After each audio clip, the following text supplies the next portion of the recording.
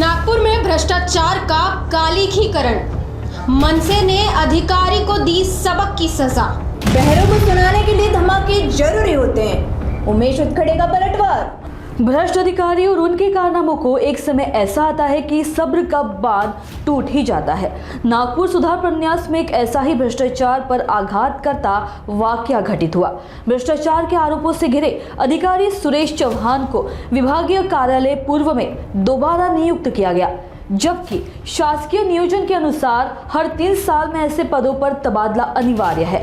जब सुरेश चौहान के भ्रष्टाचार की करतूतों पर शिकायतों के बावजूद कोई कार्रवाई नहीं की गई, तो महाराष्ट्र नवनिर्माण सेना कार्यकर्ताओं ने मनसे तरीका अपनाते हुए इस भ्रष्ट अधिकारी को उसके कार्यकाल में ही कालिख पोती। नागपुर समय के संवाददाता रत्नाकर मुलिक से फोन पर बात करते हुए मनसे पदाधिकारी उमेश उतखेड़े इन्होंने पूरा घटनाक्रम और शासकीय कार्यालयों में हो रहे भ्रष्टाचार पर तीखी टिप्पणी की। आइए सुनते हैं क्या कहा है मनसे पदाधिकारी उमेश उतखेड़े ने। मजबूरी नहीं, लोगों की बहुत सी समस्याएं थी जी।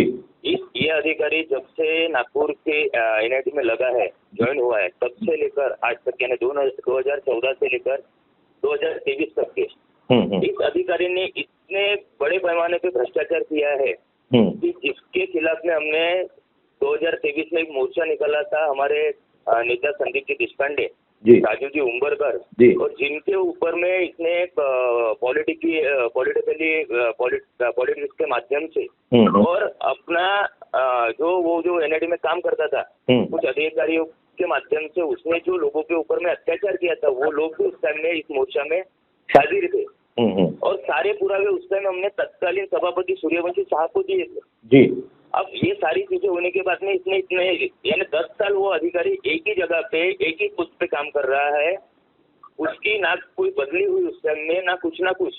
शासकीय नियम ऐसा बोलता है कि हर 3 साल के अंदर में एक शासकीय अधिकारियों की एक जगह से दूसरी जगह तबादला होने को होना। अगर ये अधिकारी वहीं पे ही बैठा था जी, तो इसने क्या किया, वहाँ ईडब्ल्यूएस कॉलोनी है यानी एनआईटी की जो जगह है, वहाँ के लोगों से भूखंड उनके नाम पे करने के लिए 25-25 हजार रुपए लिए और उनके घर पे बुलडोजर चलाया। बाप रे। नागपुर महानगर पालिका ने जो रास्ता बनाया जी, वो रास्ता एनआईटी ने बनाया करके ऐसे यानी उसके डॉक्यूमेंट उसने बनाए, बराबर है। और एक ठेकेदार से मिलकर उसने साठगांठ की, उसने वो छपड़ा उसकी ऑलरेडी चौकसी चालू है जी। और उसी ठेकेदार की यानी इस अधिकारी ने जिसके साथ में मिलकर ये काम किया, उसी ठेकेदार की जो प्रॉपर्टी है वो उसने अपने साली के नाम से लिए। आज वहाँ पे 4 मंजिल की फ्लैट स्कीम का काम चालू है जी, जिसकी उम्र 24 साल की जी।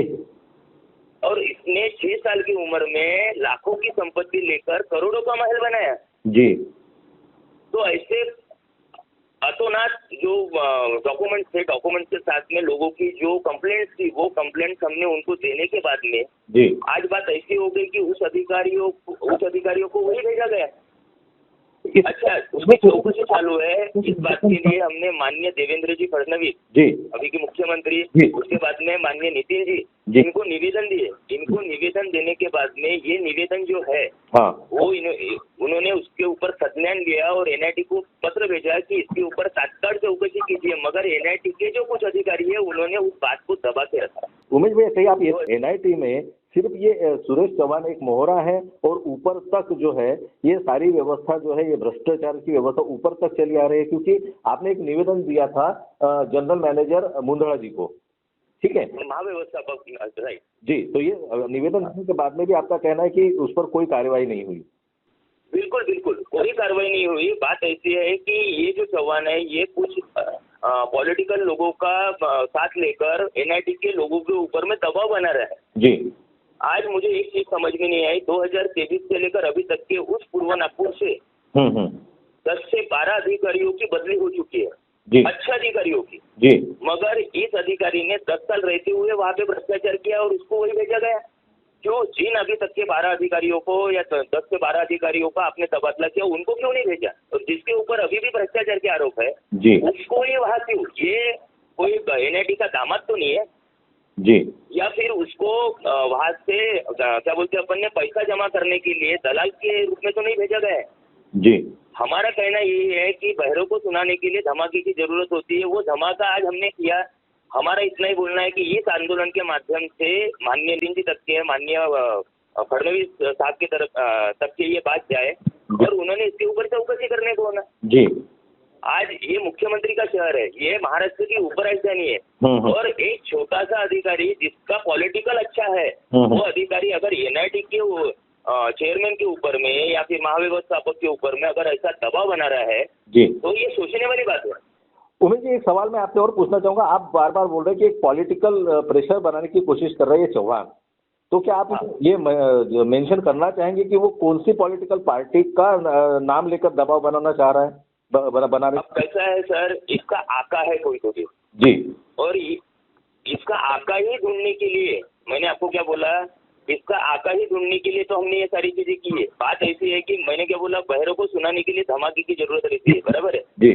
तो इसका आका बाहर निकलने को ना, ये चीज माननीय मुख्यमंत्री साहब, माननीय गडकरी साहब की तरफ में जाने को ना, इसलिए तो मन से रास्ते पे उतरी ना जी, और ये आका ढूंढने को ना, ये हमारा बोलना है जी। आज 3 दिन हो गए इस चीज को प्रेशराइज कर रहा है या कौन इसका लाभ उठा रहा है, वो सही व्यक्ति तक, सही आका तक पहुंचने की कोशिश आप कर रहे हैं।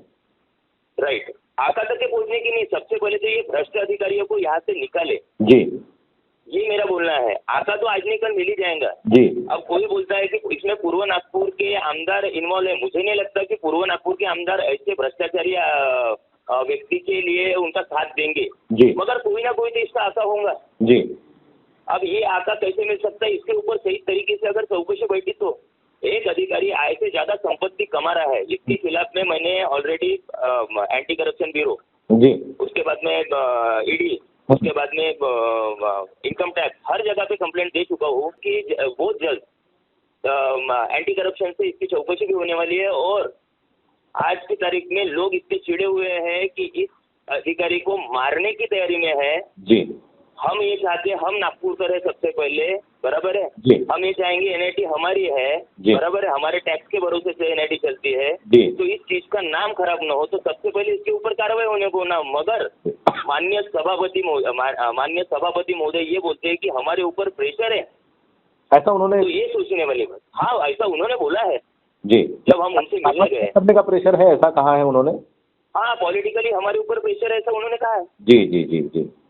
नहीं, वैसे जिम्मेदार पद पर रहने के बाद अगर ऐसा कोई कहता है तो एक दृष्टिकोण से वो तो गलत ही है। तो इसीलिए तो हम रास्ते पे उतरे ना, हमारी लड़ाई रास्ते की है। जी, तो अब आगे की पहले निवेदन की रणनीति मनसे की क्या होगी इस विषय में? आज तो हमने निवेदन भी दे दिया, उसके बाद में उसको कालिक भी होती, बराबर है जी जी। भविष्य में इसके लिए भी हम रास्ते पे उतरेंगे, जी, बराबर है। साहब ने हमारे को राज साहब ने बोला है, पहले निवेदन फिर उसके बाद में दे धनाधन, बराबर है। और ये हम 100% करेंगे क्योंकि ऐसे भ्रष्टाचारी लोगों का साथ, और जिसने गरीबों के ऊपर में जो कुछ अन्याय किया तो उसके ऊपर में मन से क्या कर सकते हैं ये किसी को बताने की मन से स्टाइल सभी को मालूम। कहीं ना कहीं उमेश जी, नागपुर में मनसे इतनी आज तक आक्रामक दिख नहीं रही थी, लेकिन आज आपने जो किया है तो कहीं ना कहीं आने वाले समय में जितने भी प्रशासकीय कार्यालय है जहां पर भी भ्रष्टाचार की बू आ रही, तो क्या हम ये उम्मीद कर सकते हैं कि मनसे वहां पर भी इस तरह की आगे भी कार्रवाई चलती? 100%। आज इस आंदोलन के माध्यम से बहुत से लोगों के हमारे को फोन आए हैं, बहुत से लोगों ने नंबर मांगे हैं। उनका ये बोलना है कि एनआईटी में ऐसा भ्रष्टाचार है, महानगर पालिका में ऐसा भ्रष्टाचार है जी, ऐसा उन्होंने बोला है। उनको हमने बोला है कि आप आइए, आपके जो विषय है वो हम सरकार तक के लेके जाएंगे और सरकार ने अगर हमारी बात नहीं सुनी तो हम रास्ते पे उतरेंगे। उस दिन माननीय सभापति ने ये बोला है कि शासकीय यंत्रणा के साथ में ऐसा होना ये उचित नहीं, हम कार्रवाई करेंगे, बराबर है जी। और जिसको लड़ना है उसने कायदेशीर प्रक्रिया से लड़े, तो हमने उनको निवेदन देके कायदेशीर प्रक्रिया पूरी की थी ना जी। हम कोई पहले रास्ते पे नहीं उतरे। सही बात है।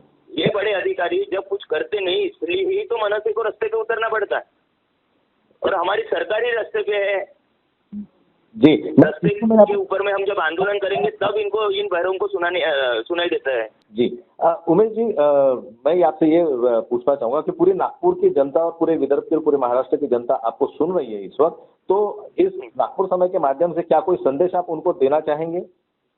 अगर इस अधिकारी के ऊपर में अगर कार्रवाई नहीं की तो आने वाले समय में हम रास्ते पे उतरेंगे।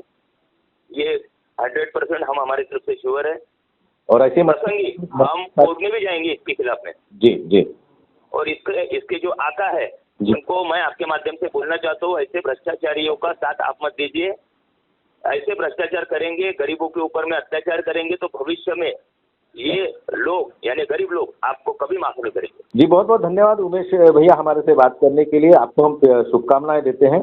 धन्यवाद सर, धन्यवाद। मनसे कार्यकर्ताओं ने यह भी आरोप लगाया कि ऐसे अधिकारी गेंडे की खाल की तरह बेशर्म होकर बैठे हैं और उन्हें किसी सवाल या विरोध से कोई फर्क नहीं पड़ता।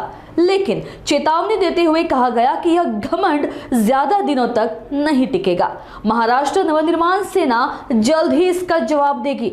यदि तत्काल कार्रवाई नहीं की गई तो आंदोलन के रूप में परिणाम सामने आएंगे।